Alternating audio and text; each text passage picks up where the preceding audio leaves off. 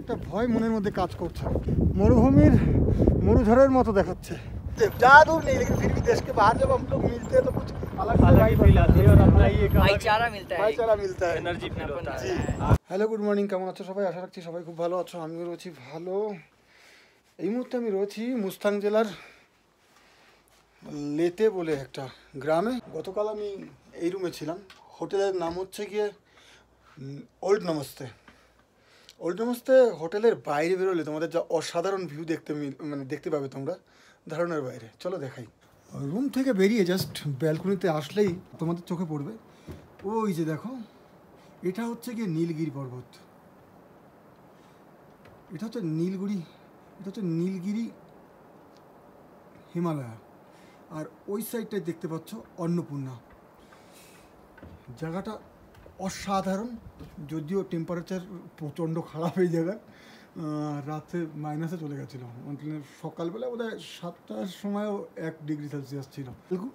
Balcony থেকেও তুমি দেখতে পাবে ধওলাগিরি, কিন্তু যদি তুমি হোটেল থেকে জাস্ট বাইরে এসে রাস্তায় একটু দাঁড়াও, এই দেখো সামনে দেখা যাচ্ছে ধওলাগিরি। অসাধারণ ভিউ ধওলাগিরির।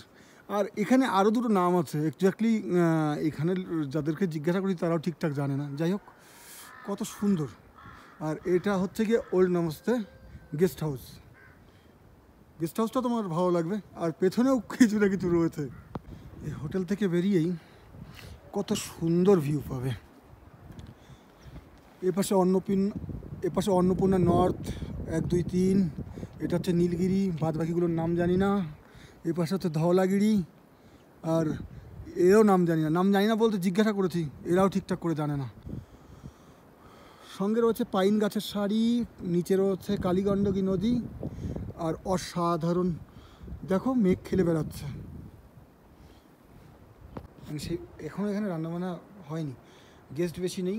আর এই সময় নাকি শুধু নাস্তাই হয়, তাই 4টে ব্রেড, 1 কাপ চা নিয়ে নিলাম, খাওয়া দাওয়া করে বেরোবো।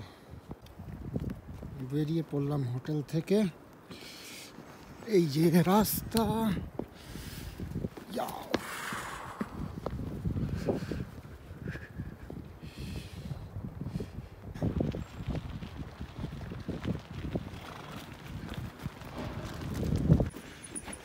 ওপাশে একটু খারাপ থাকার কারণে লিঙ্ক রোড দিয়ে যাচ্ছি। দেখো জায়গাটা,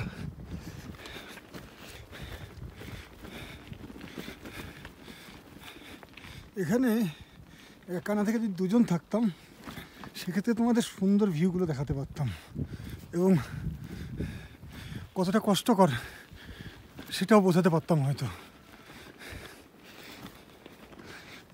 নদীটাতে পাথর নদীতে ভরে গেছে, জল আশেপাশ দিয়ে কোনো এক জায়গা দিয়ে গড়াচ্ছে, বাদ বাকি জায়গাগুলো কেমন দেখো।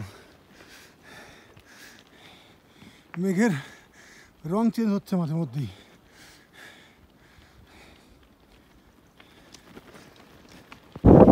এখন আমাকে এই ঝুলন্ত ব্রিজ পার করতে হবে, পার করে মেন রাস্তায় গিয়ে ডান দিকে যেতে হবে। যখন ব্রিজ ক্রস করছিলাম, মাঝখানে আসতে আসতে এত জোরে হাওয়া দিয়েছে, মনে হচ্ছিল যেন আমাকে আর সাইকেল শুদ্ধ নদীতে ফেলে দেবে। ভয় পেয়ে গেছিলাম প্রচণ্ড পরিমাণে, এত তেজ হাওয়া।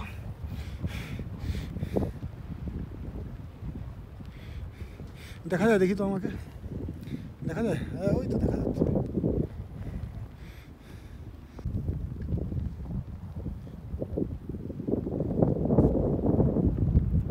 নদীর মাঝে ধূলিঝড় চলছে। হাওয়া বেশ কঠিন হাওয়া। মাঝে মধ্যে হাওয়ার বিপরীত মুখে পড়ে কঠিন অবস্থা হয়ে যাচ্ছে, কখনো কখনো সামনের মুখে পড়ে ঠেলে দিচ্ছে সাইকেল। ধুলোগুলো ওদিক থেকে বয়ে এদিকে চলে আসছে। এই দেখো ঘূর্ণি পাক খাচ্ছে।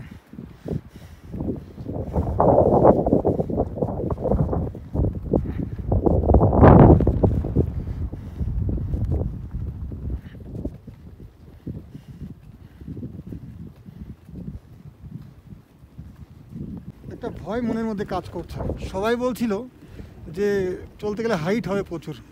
এখন তো দেখছি বেশিরভাগটা ঢালান, হাইট রয়েছে কিন্তু সেটা অনেক বেশি নয়।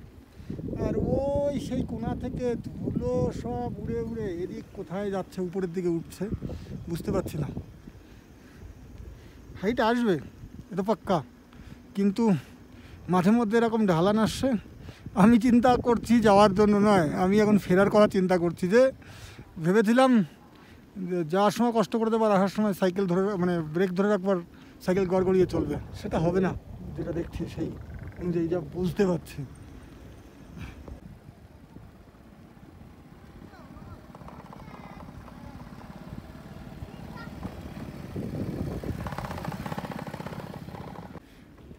বাজারটার নাম হচ্ছে কোবাং।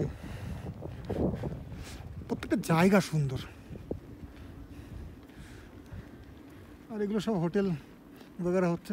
মরুভূমির মরুঝড়ের মতো দেখাচ্ছে। কিছুক্ষণ আগে সাইকেল ঠেলে নিয়ে যাচ্ছিল সামনের দিকে। যদি এইভাবেই হাওয়া, আমি দিনকে ব্যাকে আসবো চলে, আজ 10 কিলোমিটার আসতে যে টাইম লেগেছে, 2 কিলোমিটারও যেতে পারবো না ওই টাইমে। ভেবেছিলাম কমে যাবে, ধুলোবালির এই যে হালকা ঝড় চলছে বন্ধ হয়ে যাবে, না পুরো ঘিরে ধরে রেখেছে। দেখো দেখাই,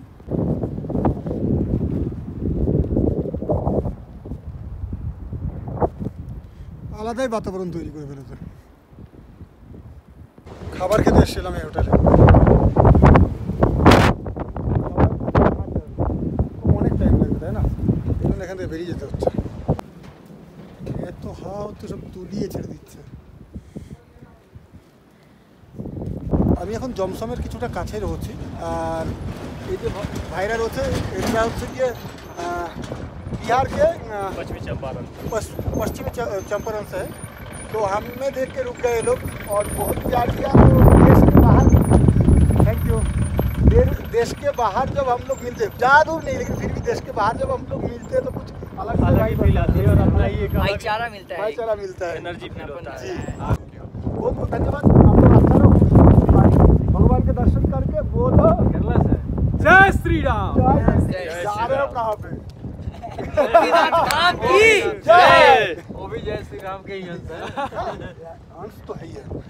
যখন আমি লেলাদাকে গেছিলাম, রাস্তায় পড়েছিল চাঁদের পাহাড়, মুনল্যান্ড, ঠিক তেমনই দেখাচ্ছে। আস্তে আস্তে যত দূরে যাচ্ছি, যত এগিয়ে যাচ্ছি, ততই রং রূপ বদলে যাচ্ছে পাহাড়ের। এখন রয়েছি মারফাতে, জমসম আর বেশি দূরে নেই। টুরিস্ট সিজন না হওয়ার কারণে হোটেলে খাবারই পাচ্ছি না।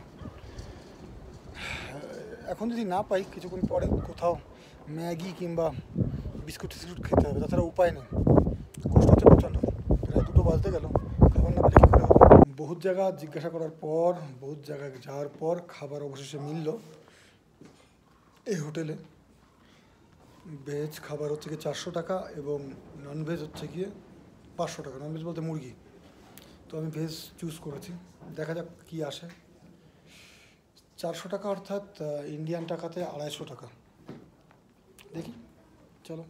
ভেজের বদলে ননভেজ দিয়ে গেল, বলে অসুবিধা নেই, আপনি খান। তো খাওয়া শুরু করি। তার আগে দেখিয়ে দিই, আলু ভাজা, ডাল, শাক, চাটনি, এই যে একটা কী আছে জানো, আর এই যে মাংস। প্রচুর বেড়ে চলেছে, জানি না কী হবে, জানি না। অতি পুরনো এই মার্কেটটার নাম হচ্ছে মারফা, আর এখানে হ্যান্ডিক্রাফটের প্রচুর জিনিসপত্র পাওয়া যায়। সাথে সাথে এই মার্কেটটা দেখলে কিন্তু আপনি বুঝতে পারবেন না বাইরে থেকে, আপনাকে প্রত্যেকটা দরজার ভেতরে দিয়ে ঢুকতে হবে। আমি যদিও আগে জানতাম না, তাই ঢুকতেও পারিনি, বুঝতেও পারিনি। আপনারা আসলে মারফা গ্রামে ঢুকলে অবশ্যই এখানে ভিজিট করবেন, খুব ভালো লাগবে। এত হাওয়ার কবলে আমি কোনোদিন পড়িনি। রাস্তায় সাইকেল ঠেলে দিচ্ছে, আর মনে হচ্ছে এক্ষুনি পড়ে যাবো। জানি না এরকম কতক্ষণ চলবে।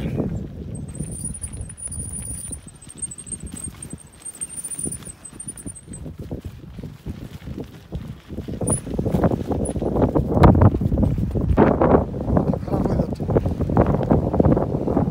মনে হচ্ছে উড়িয়ে দেবে পুরো, এরকম অবস্থা। দাঁড়িয়ে গেছে।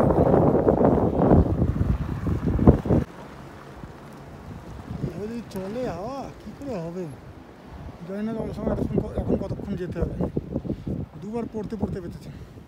যাই হোক, এই জায়গাটা খুব সুন্দর লাগে, তাই ভাবলাম তোমাদের একটু দেখিয়ে নিই। আমি চলে এসেছি জমসম মার্কেটে, জমসম বাজার। আর এখান থেকে বোধহয় 8-10 মিনিট লাগবে আমার যেখানে যাওয়ার সেখানে। এই এরিয়াতে যেমন পাহাড় সাজিয়ে রেখেছে সাজিয়ে পর্বত হিমালয়া, তেমনই এই জায়গার দোকান ঘর বাড়ি সব। এটা সৈনিক এলাকা, যাই হোক দেখা যাবে না। প্রচুর হাওয়ার কারণে পরে আর ভিডিও করতে পারিনি।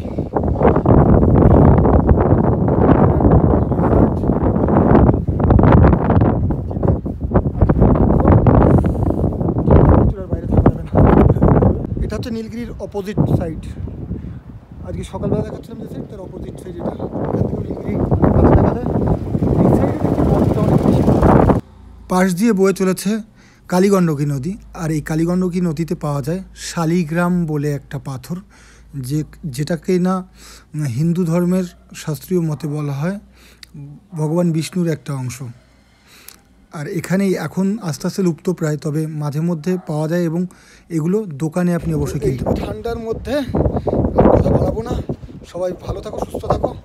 আর ভিডিও ভালো লাগলে অবশ্যই লাইক কমেন্ট শেয়ার আর সাবস্ক্রাইব করে নিও। ফেসবুকে থাকলে অবশ্যই ফলো করে নিও। ধন্যবাদ।